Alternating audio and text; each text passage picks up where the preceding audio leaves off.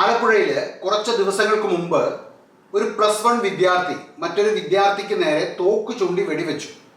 ഭാഗ്യത്തിന് ആർക്കും പരിക്കുകളൊന്നുമില്ല. വെടിവെക്കാൻ ഉപയോഗിച്ച എയർ ഗൺ എവിടെ നിന്നാണ് കുട്ടികൾക്ക് കിട്ടിയത് എന്ന് പോലീസ് അന്വേഷിക്കുന്നുണ്ട്. നല്ലത് തന്നെ. എന്നാൽ ഓൺലൈനിൽ ഇങ്ങനെയുള്ള എയർ ഗണ്ണുകൾ, എയർ പിസ്റ്റലുകളൊക്കെ വളരെ സുലഭമാണെന്നും ആമസോണിൽ തന്നെ ഇതൊക്കെ കിട്ടുമെന്നും മാതാപിതാക്കളെക്കാൾ കുട്ടികൾക്ക് നന്നായി അറിയാം. എന്താണ് നമ്മുടെ യഥാർത്ഥ പ്രശ്നം? നമ്മുടെ പ്രിയപ്പെട്ട മക്കൾ, കുട്ടികൾ, അവർ ഓൺലൈനിൽ എന്താണ് ചെയ്യുന്നത് എന്ന് പലപ്പോഴും മാതാപിതാക്കൾ അറിയുന്നില്ല. വലിയൊരു വിഭാഗം മാതാപിതാക്കളുടെ കമ്പ്യൂട്ടർ, അതേപോലെ ഇൻ്റർനെറ്റിനെ കുറിച്ചുള്ള സാക്ഷരത, അതിൻ്റെ കുറഞ്ഞ പക്ഷം കുറച്ച് കുട്ടികളെങ്കിലും മുതലെടുത്തേക്കാം. ശ്രദ്ധിച്ചിട്ടില്ലേ, നമ്മളെക്കാൾ നന്നായി സ്മാർട്ട് ഫോൺ കൈകാര്യം ചെയ്യുവാൻ കുട്ടികൾക്കറിയാം. മാതാപിതാക്കൾ സെറ്റിംഗ്സ് ഒക്കെ ശരിയാക്കുവാൻ കുട്ടികളെ ആശ്രയിക്കുന്നത് പതിവാണ്. മിക്ക വീടുകളിലും ഇത് കണ്ടുവരുന്നുണ്ട്. പറഞ്ഞു വരുന്നത്, നമ്മുടെ മക്കൾ, നമ്മുടെ കുട്ടികൾ ഓൺലൈനിൽ എന്താണ് ചെയ്യുന്നത് എന്ന് നമ്മൾ മാതാപിതാക്കൾ അറിഞ്ഞിരിക്കണം. ഓൺലൈനിൽ ഇതുപോലുള്ള സാധനങ്ങൾ വാങ്ങുന്നത് മാത്രമല്ല, മാതാപിതാക്കളുടെ ക്രെഡിറ്റ്, ഡെബിറ്റ് കാർഡുകൾ മാതാപിതാക്കൾ അറിയാതെ ഉപയോഗിച്ച് ഓൺലൈൻ ഗെയിമുകൾ കളിക്കുന്ന കുട്ടികൾ നിരവധിയുണ്ട് എന്ന വാർത്ത മാധ്യമങ്ങളിൽ നിന്നും നമ്മൾ അറിഞ്ഞിട്ടുള്ളതാണ്. പലപ്പോഴും ബില്ല് വരുമ്പോഴും അക്കൗണ്ട് കാലിയാകുമ്പോഴും ഒക്കെയാണ് മാതാപിതാക്കൾ വിവരം അറിയുന്നത്. ഓൺലൈൻ തട്ടിപ്പുകളെക്കുറിച്ച് 1-2 വീഡിയോകളുടെ ഒരു തുടർച്ച കൂടിയാണ് എന്ന് വേണമെങ്കിൽ പറയാവുന്ന ഒരു വീഡിയോ ആണിത്. ഈ വീഡിയോ തന്നെ വിസ്താര ഭയം മൂലം 2 ഭാഗങ്ങളായാണ് ഞാൻ ചെയ്യുന്നത്. കഴിഞ്ഞ വീഡിയോ ഓൺലൈൻ തട്ടിപ്പുകളിൽ തുടങ്ങി സൈബർ ക്രൈമുകളിലേക്ക് എത്തുകയായിരുന്നു. തട്ടിപ്പുകളുടെ വ്യാപ്തി പോലെ തന്നെ വീഡിയോയുടെ നീളവും കൂടിപ്പോയിട്ടുണ്ട്. ഇന്നത്തെ ഈ വീഡിയോയിൽ നമ്മൾ പ്രധാനമായും സൈബർ ക്രൈമുകളെ കുറിച്ചാണ് പറയുന്നത്. ഈ വീഡിയോയും പൂർണ്ണമായും കാണുവാൻ ശ്രദ്ധിക്കുക, പ്രത്യേകിച്ചും മാതാപിതാക്കൾ. സൈബർ ഇടങ്ങളിൽ നമ്മുടെ മക്കളെ കാത്തിരിക്കുന്ന, ഒളിഞ്ഞിരിക്കുന്ന ചതിക്കുഴികൾ എന്തൊക്കെയാണ്? നമ്മുടെ മക്കൾ അതിൽ വീണു പോകുവാനുള്ള സാധ്യതകൾ എത്രമാത്രമാണ്? നമുക്ക് എന്ത് ചെയ്യുവാൻ പറ്റും? ഈ കാര്യങ്ങളെല്ലാമാണ് നമ്മൾ ഈ വീഡിയോയിൽ ഇന്ന് ചർച്ച ചെയ്യുന്നത്.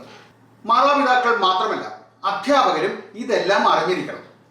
കുട്ടികളുടെ ക്ലാസ് മുറികളിലെ ബിഹേവിയർ ഒക്കെ എപ്പോഴും കണ്ടുകൊണ്ടിരിക്കുന്ന അധ്യാപകർക്ക് അവരുടെ സ്വഭാവത്തിലും ചലനങ്ങളിലും ഒക്കെ ഉണ്ടാകുന്ന മാറ്റങ്ങൾ വളരെ വേഗം പിടിച്ചെടുക്കുവാൻ കഴിയും. അതുകൊണ്ട് തന്നെ ഈ വീഡിയോ മാതാപിതാക്കൾക്ക് മാത്രമല്ല, അധ്യാപകർക്കും കൂടിയാണ്.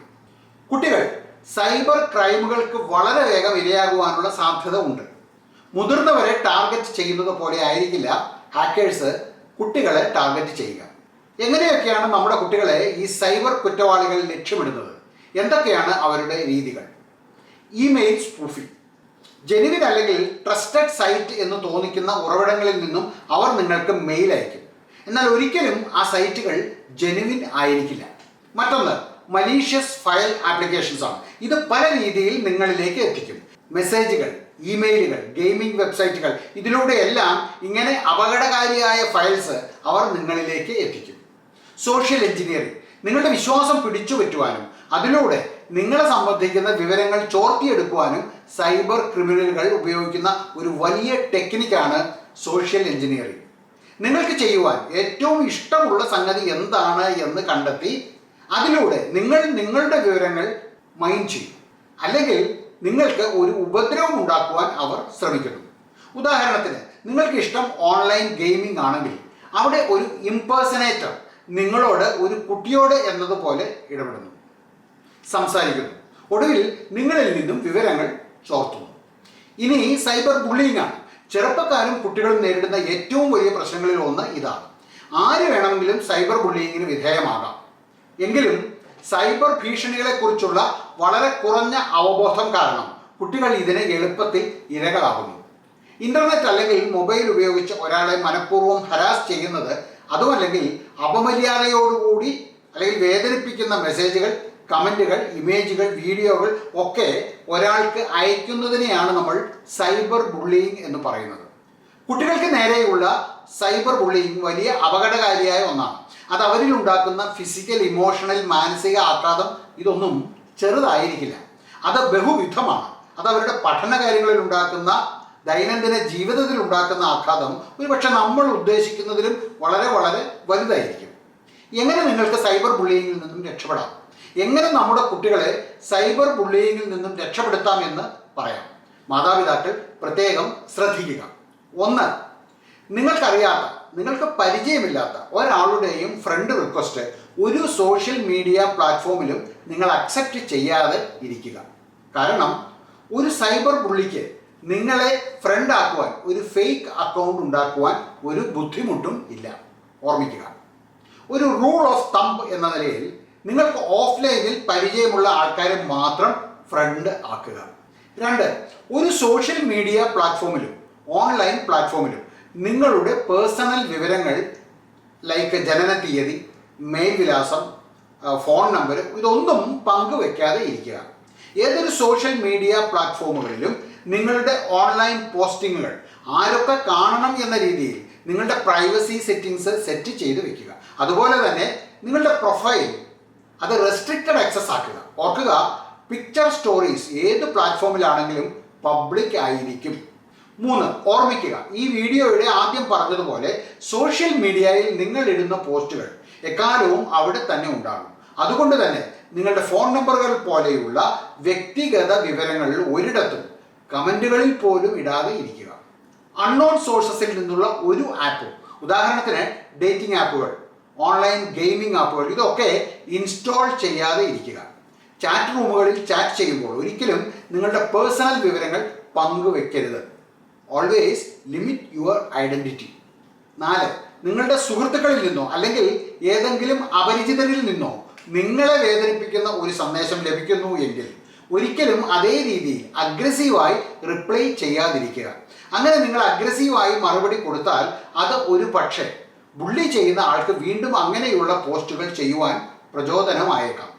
തീർച്ചയായും അത് നിങ്ങളുടെ സുഹൃത്താണ് ചെയ്യുന്നതെങ്കിൽ ആ സുഹൃത്തിനെ കാര്യം പറഞ്ഞ് മനസ്സിലാക്കാം. എന്നിട്ടും അയാൾ അത് തുടരുകയാണെങ്കിൽ ഉടനെ തന്നെ നിങ്ങളുടെ മാതാപിതാക്കളെയോ വീട്ടിലുള്ള മുതിർന്നവരെയോ കാര്യങ്ങൾ ധരിപ്പിക്കുക. തീർച്ചയായും അവർക്ക് നിങ്ങളെ സപ്പോർട്ട് ചെയ്യുവാൻ ആകും. 5. ഓർമ്മിക്കുക, ഒരു നല്ല നെറ്റിസൺ എന്ന നിലയിൽ ഒരിക്കലും നിന്ദ്യമായ കമൻറ്റുകളോ മറ്റൊരാൾക്ക് മനോവ്യഥ ഉണ്ടാക്കുന്ന പോസ്റ്റുകളോ എംബാരസിംഗ് ആയിട്ടുള്ള വീഡിയോകളോ ഇമേജുകളോ ഷെയർ ചെയ്യാതെ ഇരിക്കുക. അങ്ങനെ ശ്രദ്ധാപൂർവം മാത്രം അത് മറ്റൊരാളെയും വേദനിപ്പിക്കില്ല എന്ന് ഉറപ്പുണ്ടെങ്കിൽ മാത്രം പോസ്റ്റ് ചെയ്യുക. അല്ലെന്ന് തോന്നിയാൽ ഒരിക്കലും അത് പോസ്റ്റ് ചെയ്യരുത്. നിങ്ങൾ സ്വയം ഒരു സൈബർ ബുള്ളി ആകരുത്. കാരണം അത് നിയമപ്രകാരം കുറ്റകരമാണ്. മാത്രമല്ല, നിങ്ങൾ ആരെയാണോ ഇരയാക്കുന്നത് ആ വ്യക്തിയെ അത് പ്രതികൂലമായി ബാധിച്ചേക്കാം. ഇനി നിങ്ങൾ സൈബർ ബുള്ളിയിങ് നേരിടുകയാണെങ്കിൽ എന്ത് ചെയ്യണം? 1. നേരത്തെ പറഞ്ഞതുപോലെ നിങ്ങൾ സൈബർ ബുള്ളിയിങ് നേരിടുകയാണെങ്കിൽ നിങ്ങളുടെ മാതാപിതാക്കളെയോ മുതിർന്നവരെയോ അറിയിക്കുക. നിങ്ങളുടെ മാതാപിതാക്കൾ നിങ്ങളുടെ ഓൺലൈൻ ആക്ടിവിറ്റിയെ തടഞ്ഞേക്കാമെന്ന് കരുതി അവരെ അറിയിക്കാതിരിക്കരുത്. കമ്പ്യൂട്ടറോ സ്മാർട്ട് ഫോണോ ഉപയോഗിക്കുന്നതിൽ നിന്നും നിങ്ങളെ അവർ വിലക്കിയേക്കാം എന്നൊന്നും കരുതണം. പ്രശ്നത്തിൻ്റെ ഗൗരവം മനസ്സിലാക്കുവാനും അതനുസരിച്ച് ശരിയായ രീതിയിൽ ഇടപെടുവാനും അവർക്ക് കഴിയും. അവർക്ക് നിങ്ങളെ സപ്പോർട്ട് ചെയ്യുവാനും സഹായിക്കുവാനും അതുപോലെ തന്നെ ഗൈഡ് ചെയ്യുവാനും കഴിയും. 2. ബുള്ളിയിങ് ചെയ്യുന്ന ബുള്ളിയെ തിരിച്ചറിയുക. ബുള്ളി ഒരു അപരിചിതനായ അല്ലെങ്കിൽ പരിചിതനായ വ്യക്തിയാണോ അല്ലെങ്കിൽ അപരിചിതനാണോ, അയാൾ നിങ്ങളെ എന്തുകൊണ്ട് ബുള്ളി ചെയ്യുന്നു എന്നറിയുവാൻ ശ്രമിക്കുക. ബുള്ളി ഒരു പക്ഷേ നിങ്ങളുടെ സുഹൃത്തോ ഒരു പരിചയക്കാരനോ ആയി എന്ന് വരാം. നിങ്ങളുടെ മാതാപിതാക്കളുടെ, നിങ്ങളുടെ അധ്യാപകരുടെ സഹായത്തോടെ ബുള്ളിയെ കണ്ടെത്തി അയാളോട് അല്ലെങ്കിൽ അവളുടെ നിങ്ങളെ ബുള്ളി ചെയ്യുന്നത് നിർത്തുവാൻ ആവശ്യപ്പെടുക. 3. ഏതെങ്കിലും സോഷ്യൽ മീഡിയ പ്ലാറ്റ്ഫോമിലൂടെയാണ് അയാൾ നിങ്ങളെ ബുള്ളി ചെയ്യുന്നതെങ്കിൽ അയാളെ ബ്ലോക്ക് ചെയ്യുക. എല്ലാ സോഷ്യൽ മീഡിയ പ്ലാറ്റ്ഫോമുകളും നിങ്ങൾക്ക് അതിനുള്ള സ്വാതന്ത്ര്യവും അവസരവും നൽകുന്നുണ്ട്. 4. നിങ്ങൾക്ക് എതിരെ ഉപയോഗിച്ചിട്ടുള്ള പോസ്റ്റുകളും അതുപോലെ മെസ്സേജുകളും ഇതൊക്കെ സൂക്ഷിച്ചു വെക്കുക. ഏതെങ്കിലും സമയത്ത് ഒരു നിയമ നടപടി ആവശ്യമായി വരികയാണെങ്കിൽ അതിനായി അങ്ങനെയുള്ള മെസ്സേജുകളും പോസ്റ്റുകളും ഒരു തെളിവിനായി നിങ്ങൾ സൂക്ഷിച്ചു വെക്കേണ്ടതുണ്ട്. അടുത്തത്, ഒരു ബുള്ളിയോട് ഒരിക്കലും അഗ്രസീവായി ആക്രമണോത്സുകമായി റെസ്പോണ്ട് ചെയ്യാതിരിക്കുക. പുള്ളി എപ്പോഴും നിങ്ങളെ അഗ്രസീവ് ആക്കാനും അങ്ങനെ അയാളുമായി ഒരു ചൂടുപിടിച്ച സംവാദത്തിൽ ഏർപ്പെടുവാനും ആഗ്രഹിക്കുന്നുണ്ട്. ഇത് പലപ്പോഴും അയാൾക്ക് അനാവശ്യമായി ഇൻഫർമേഷനിൽ ഒരു മൈലേജ് നൽകിയേക്കാം. അതുകൊണ്ട് ഏറ്റവും നല്ല മാർഗം അയാളോട് അത് നിർത്തുവാൻ വിനീതമായി പറയുകയാണ്. ആ സമയം അയാളോ അവളോ കൂടുതൽ ശല്യപ്പെടുത്താനാണ് ശ്രമിക്കുന്നത് എങ്കിൽ നിങ്ങൾ ചാറ്റ് ചെയ്യുന്നത് നിർത്തി അയാളെ അല്ലെങ്കിൽ അവളെ ബ്ലോക്ക് ചെയ്യുക. അടുത്തത്, നിങ്ങളുടെ മാതാപിതാക്കൾക്ക് ആവശ്യം എന്ന് തോന്നുന്നു എങ്കിൽ തീർച്ചയായും അടുത്തുള്ള പോലീസ് സ്റ്റേഷനിലെത്തി ബുള്ളിക്കെതിരെ പരാതി കൊടുക്കാവുന്നതാണ്. ഇവിടെ എല്ലാവരും അറിയുകയും എപ്പോഴും ഓർമ്മിക്കേണ്ടതുമായ ഒരു കാര്യം, ഒരാളെ നമ്മൾ ഓൺലൈനിൽ ഭീഷണിപ്പെടുത്തുന്നത് കുറ്റകരമാണ്, അൺഎത്തിക്കലുമാണ്. ഇനി ഒഫൻസീവ് ആയിട്ടുള്ള മെസ്സേജുകൾ അയക്കുക, വൾഗർ ആയിട്ടുള്ള പേരുകൾ വിളിക്കുക, ബോഡി ഷേമിംഗ് നടത്തുക എല്ലാം കുറ്റകരമാണ് എന്നുകൂടി ഓർമ്മിക്കുക. ഇത്രയും നേരം നമ്മൾ പറഞ്ഞത് സൈബർ ബുള്ളിയിങ്ങിനെ പറ്റിയായിരുന്നു. എങ്കിൽ ഇനി നമ്മൾ പറയുവാൻ പോകുന്നത് കുട്ടികളും കൗമാരക്കാരും നേരിടുന്ന ഏറ്റവും വലിയ സൈബർ ത്രെട്ട് അഥവാ ഭീഷണിയെക്കുറിച്ചാണ്. അതുകൊണ്ട് തന്നെ ഈ വീഡിയോ ഇവിടെ പൂർണ്ണമാകുന്നില്ല. ആ വിധ സൈബർ ഭീഷണികളെക്കുറിച്ച് അടുത്ത വീഡിയോയിൽ പറയാം. ഈ വീഡിയോ നിങ്ങൾക്ക് ഇഷ്ടമായിട്ടുണ്ട് എങ്കിൽ ഈ വീഡിയോ മറ്റുള്ളവർക്ക് കൂടി ഒന്ന് ഷെയർ ചെയ്ത് കൊടുക്കുക. അതുപോലെ തന്നെ ഈ വീഡിയോ ലൈക്ക് ചെയ്യുവാനും കമൻറ്റ് ചെയ്യുവാനും മറക്കരുത്. എല്ലാവർക്കും നല്ലൊരു ദിവസം ആശംസിക്കുന്നു. നന്ദി, നമസ്കാരം.